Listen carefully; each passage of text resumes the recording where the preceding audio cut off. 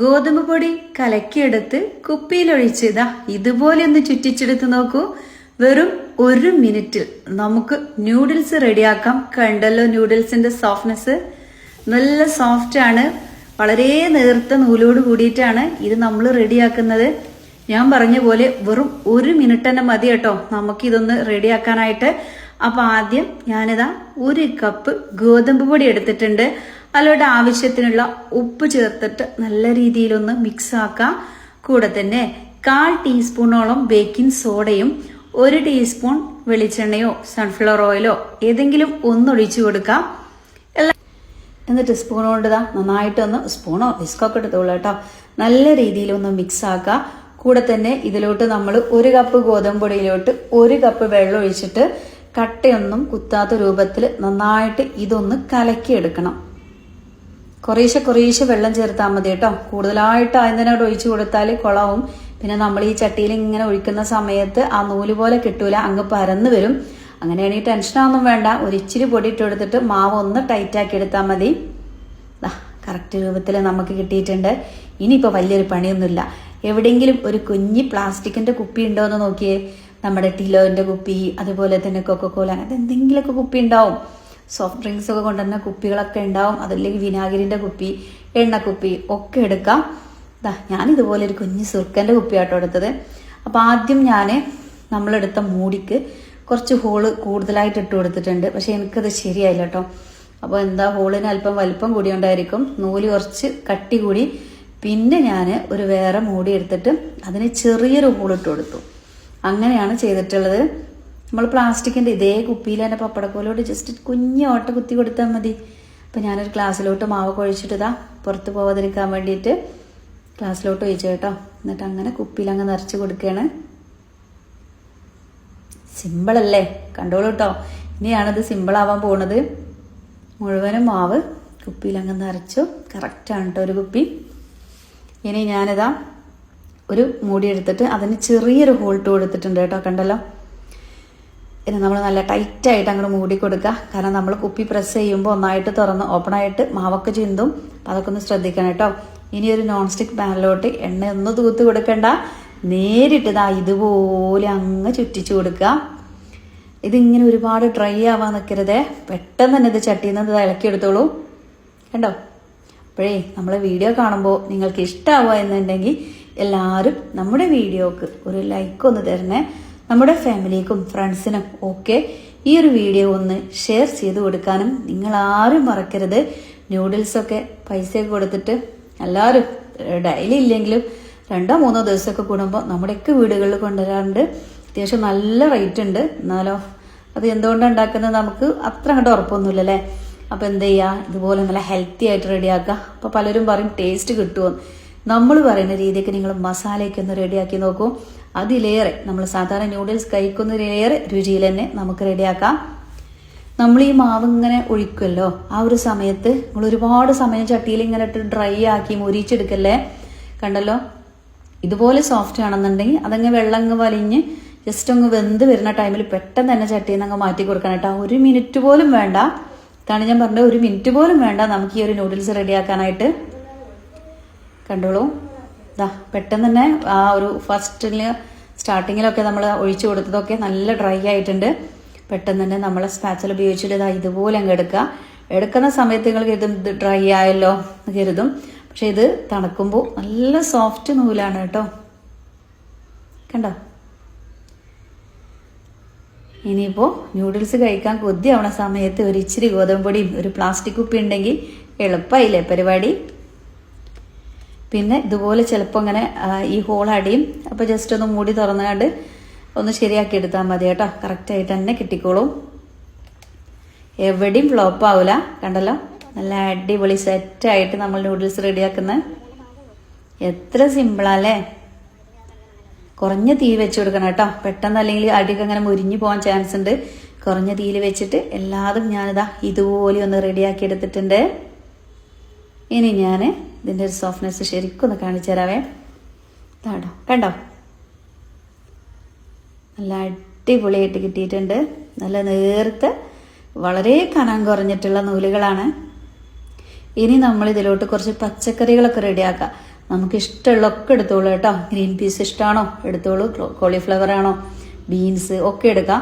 എൻ്റെ അടുത്ത് ഞാനിവിടെ ഒരു അരമുറി വലിയുള്ളി നീളത്തിലരിഞ്ഞതും ഒരു ക്യാരറ്റിൻ്റെ ഒരു വലിയ ക്യാരറ്റാട്ടോ അതിൻ്റെ ഹാഫ് പോർഷൻ എടുത്തിട്ട് നീളത്തിലരിഞ്ഞതും ഒരു ക്യാപ്സിക്കത്തിൻ്റെ പകുതി കട്ട് ചെയ്തതും കുറച്ച് കാബേജ് ആണ് കേട്ടോ എടുത്തിട്ടുള്ളത്. ഇനി നമ്മളൊരു നോൺ സ്റ്റിക്ക് പാനിലോട്ട് ഒരു ടീസ്പൂൺ വെളിച്ചെണ്ണ ഒഴിക്കുക.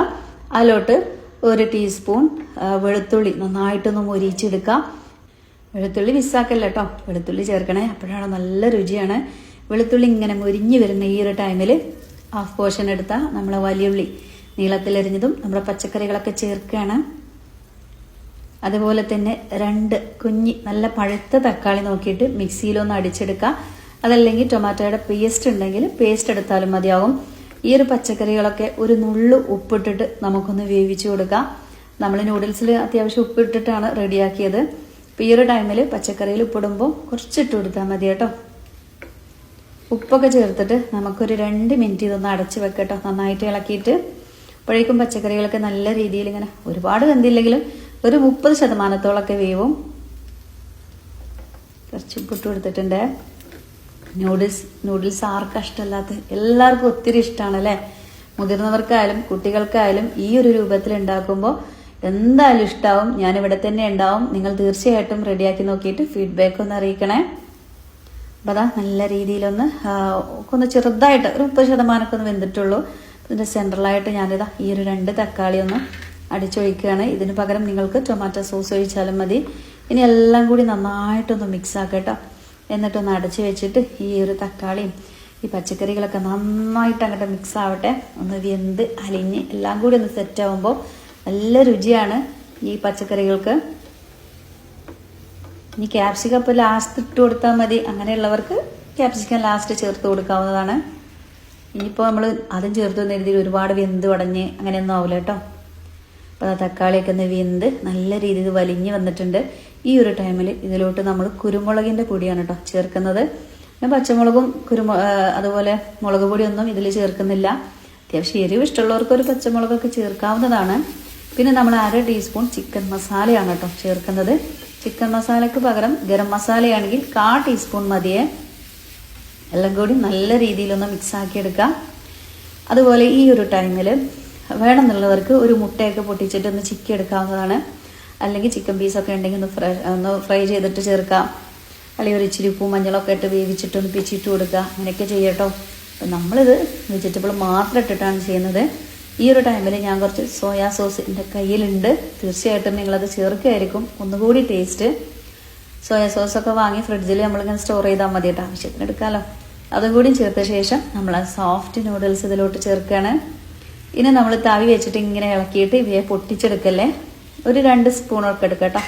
2 സ്പൂൺ എടുത്തിട്ട് 2 കൈ വെച്ചിട്ട് ഇങ്ങനെ ഇളക്കിയെടുക്കാം.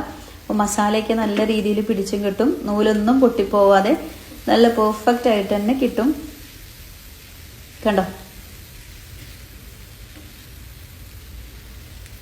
സൂപ്പർ ടേസ്റ്റ് ആയിരുന്നു കേട്ടോ, ഒന്നും പറയാനില്ല. നമ്മൾ സാധാരണ നൂഡിൽസ് ഉണ്ടാക്കുമ്പോൾ ആ ഒരു പാക്കറ്റിൽ ഒരുപാട് ഓയിലും കാര്യങ്ങളും ഒക്കെ ഉണ്ടാവും. എന്താണെന്ന് നമുക്ക് ആർക്കൊന്നും അറിയില്ല. പക്ഷേ ഇത് നമ്മുടെ കൈ കൊണ്ട് നമ്മൾ ഹെൽത്തി ആയിട്ട് നമ്മൾ അടുക്കളയിലുള്ള കാര്യങ്ങളൊക്കെ വെച്ച് ചെയ്യുമ്പോൾ വിശ്വസിച്ച് നമ്മുടെ കുട്ടികൾക്ക് കൊടുക്കാം. ആ ഒരു നൂഡിൽസിന് കുട്ടികളൊക്കെ അഡിക്റ്റ് ആണല്ലേ. അത് കുട്ടികളങ്ങനെ ഡെയിലി കൊണ്ടുവന്നിട്ടും കഴിച്ചിട്ടും. പക്ഷെ നമ്മൾ ഇതുണ്ടാക്കി കൊടുത്ത് ശീലിപ്പിക്കുകയാണെങ്കിൽ മക്കളെ വയറ്റിലോട്ട് ഒത്തിരി പച്ചക്കറികളും ആവും ചെയ്യും. അവരിഷ്ടത്തോടു കൂടി കഴിക്കും ചെയ്യും കേട്ടോ. എന്തായാലും നിങ്ങളൊന്ന് ചെയ്ത് നോക്കണം. ഞാനൊന്ന് നന്നായിട്ടൊന്ന് ഇളക്കിയിട്ട് കുറച്ച് സമയം ഒന്ന് അടച്ചു വെച്ചിട്ടുണ്ട്. മസാലകളൊക്കെ ഈ നൂഡിൽസിലൊന്ന് പിടിക്കട്ടെ. അതാ നല്ല ഡ്രൈ ആയിട്ട് അടിപൊളി സെറ്റായിട്ട് കിട്ടിയിട്ടുണ്ട്. നമ്മൾ പെട്ടെന്ന് കാണുമ്പോൾ നമ്മൾ കടയിൽ നിന്നും വാങ്ങുന്ന നൂഡിൽസിൻ്റെ അതുപോലെ തന്നെയല്ലേ, ആർക്കും കണ്ടുപിടിക്കാൻ കഴിയില്ല കേട്ടോ. അതേപോലെ ഓയിലും കാര്യങ്ങളൊന്നും ഇല്ലെങ്കിലും നമ്മളിപ്പോൾ ഈ ചേർത്തിട്ടുള്ളത് നമ്മളെ അടുക്കളയിലുള്ള പൊടിയും മസാലയൊക്കെയാണ്, ഹെൽത്തിയാണ്. അപ്പോൾ തീർച്ചയായിട്ടും നിങ്ങളിതൊന്ന് ചെയ്ത് നോക്കുമ്പോഴേ നിങ്ങൾക്ക് ഇതിൻ്റെ ടേസ്റ്റ് മനസ്സിലാവുള്ളൂ. ഇതുപോലെ ചട്ടിയിലൊക്കെ ചുറ്റിച്ചെടുത്താൽ നന്നാവോ, മുരിഞ്ഞാൽ ടേസ്റ്റ് മുരിയുന്നില്ല കേട്ടോ. നിങ്ങൾ കണ്ടല്ലോ, നല്ല സോഫ്റ്റ് ആയിട്ടാണ് നൂല് നമുക്ക് കിട്ടുക. അപ്പോൾ അത് നല്ല പെർഫെക്റ്റ് ആയിട്ടുള്ള അടിപൊളി നൂഡിൽസ് ഇവിടെ റെഡിയായി. എന്ത് കണ്ടാലും കുറ്റം പറയാൻ ഒരു 100,000 പേരുണ്ടാവും. പക്ഷെ എന്തായാലും നിങ്ങൾ ഉണ്ടാക്കി നോക്കണം കേട്ടോ. ഉണ്ടാക്കി നോക്കുമ്പോഴാണ് ഇത് എത്രത്തോളം ടേസ്റ്റി ആണെന്നും എത്ര പെർഫെക്റ്റ് ആയിട്ടാണ് ഇത് നമുക്ക് കിട്ടിയിട്ടുള്ളതെന്ന് അറിയാൻ പറ്റുള്ളൂ. നമ്മൾ സേവനായിലിട്ട് ചുറ്റിച്ച് കണ്ടുള്ള ആ ഒരു നൂഡിൽസിനേക്കാൾ 10 ഇരട്ടി രുചിയുണ്ട് കേട്ടോ ഇതിന്. ഞാൻ വെറുതെ പറയല്ല, ഒരൊറ്റ തവണ ഇതൊന്ന് ചെയ്ത് നോക്കണേ. കുറച്ച് ഗോതമ്പ് പൊടി മാത്രം പോരെ, ഇച്ചിരി പ്ലാസ്റ്റിക് കുപ്പി, ഇച്ചിരി അല്ല, ഒരു പ്ലാസ്റ്റിക്കിൻ്റെ കുപ്പിയും എന്തായാലും ചെയ്ത് നോക്കാം. ഫീഡ്ബാക്ക് അറിയിക്കുക. നമ്മുടെ വീഡിയോക്ക് എല്ലാവരും ഒരു ലൈക്ക് കൊടുക്കുക. ഒപ്പം തന്നെ എല്ലാവർക്കും ഒന്ന് ഷെയർ ചെയ്ത് കൊടുക്കുക കേട്ടോ. നിങ്ങളൊക്കെ ഷെയർ ചെയ്യുമ്പോഴല്ലേ നമ്മുടെയൊക്കെ വീഡിയോ എല്ലാവരും കാണുള്ളൂ. അതുകൊണ്ട് എല്ലാവർക്കും ഷെയർ ചെയ്ത് സപ്പോർട്ട് ചെയ്യുക. ഇൻഷാ അല്ലാഹ് നാളെ വരാം. എല്ലാവരോടും അസ്സലാമു അലൈക്കും.